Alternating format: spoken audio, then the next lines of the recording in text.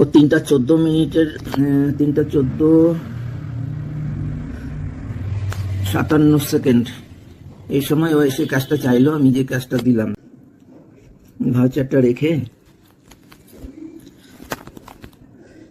ভাউচারটা আমার সামনে রাখলো আর হাত বাড়িয়ে কাউন্টারের কাজটা চেয়ে নিল আমার কাছে। এই যে চাইছে যে ওই কাজটা দাও, তখন আমি ট্রেটা ধরে ওকে কাজটা দিলাম। তার আগে 3:14 কিন্তু ও টাকাটা চুরি করে নিয়েছে, লুজ নোটটা। এখানে কোনো লুজ নোট নাই। আর ভাউচার দিয়ে বাকি নোটগুলো ঢেকে রেখেছে, প্যাকেটগুলো।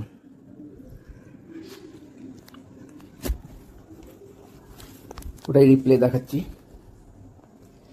ও নোটটা চাইলো, আমি নোটটা ওকে দিলাম। ও নোট নিয়ে 3:15 ভেতরে চলে গেল কাউন্ট করতে। 3:14 ক্যাশটা তুলে নিয়েছে চুরি করে। 15:09 3:09 এসে চেয়ারে বসলো। 3:10 থেকে টাকা দিতে শুরু করেছে। 3:14 ক্যাশটা তুলে নিয়েছে চুরি করে। 3:15 ক্যাশটা নিয়ে গেছে ওখান থেকে। 3:15:37 উঠে গেল। অন্যগুলোর সেকেন্ড বলিনি। আবার মনে করিয়ে দিই, এই ক্যাশ কাউন্টারে আমি কি পদ্ধতিতে কাজ করি তা কিছুটা মুখে বলার পর বিষ্ণু ঘোষের ওই ভাউচারটা দিয়ে বোঝালাম যে আমি ওই ক্যাশটা জমা নিলে কিভাবে প্রত্যেকটা স্টেপে কাজ হতো। এমনকি আমি যদি অন্যের কাউন্টার থেকে নিজেই কাজ নিয়ে আসি তাহলে ওরকম অধুরা কাজ করতাম না।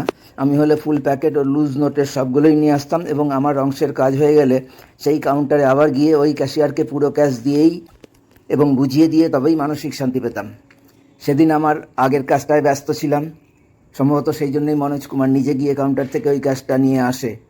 আমি ক্যাশ রিসিভ করলে যেহেতু প্রথমেই আমি লুজ নোটগুলো চেক করে এবং কাউন্ট করে নোট ডিটেলসে লাল টিক মার্ক দিয়ে রাখি, ফলে মেশিন কাউন্ট করার পর মনোজ কুমার আমার কাছে ভাউচার পাঠালে ওর রিসিভ করা অ্যামাউন্টে ওর সই থাকলেই আমি পুরো অ্যামাউন্টটা অ্যাকাউন্টে জমা করার জন্য কম্পিউটারে এন্ট্রি করে দিই। কিন্তু সেদিন মনোজ কুমার লুজ নোটগুলো ছাড়াই ট্রেটা নিয়ে এসেছিল বলেই ওর কাছ থেকে ওর সই করা ভাউচার পেয়ে আর লুজ নোট নেওয়ার কথা আমার মনে হয়নি। সিনসিয়ারলি কাজ করলে যখন কোনো ভুল হয় তখন সেই ভুল হওয়ার পিছনে কোনো কারণ থাকে। তাই আমি সেদিন 53,000-এর লুজ নোটগুলো নিতে মিস করেছি। এই ধরনের মিস হওয়াটা ক্যাশ কাউন্টারে কখনো কখনো ঘটে থাকে। আমি আমার 34 বছরের অভিজ্ঞতায় এইরকম লুজ নোট নিতে ভুলে যাওয়ার ঘটনা বেশ কয়েকবার দেখেছি এবং শুনেছি। তার একটা বড় কারণ, অনেকেই লুজ নোটগুলো ফুল প্যাকেটের সঙ্গে না দিয়ে হাতেই ধরে রাখে।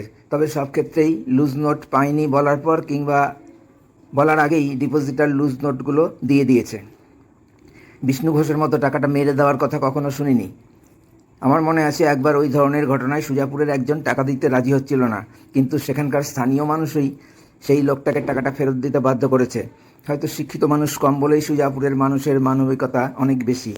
অথচ মালদার বহু মানুষ স্টেট ব্যাংক থেকে টাকা চুরির ঘটনা, আমার কাউন্টার থেকে টাকা চুরি হওয়ার ঘটনা জানে। কিন্তু স্টেট ব্যাংকের মতোই মালদা শহরেও শিক্ষিত মানুষ বেশি হওয়ায় নৈতিকতা, মানবিকতার ব্যাপারগুলো অতি বিরল।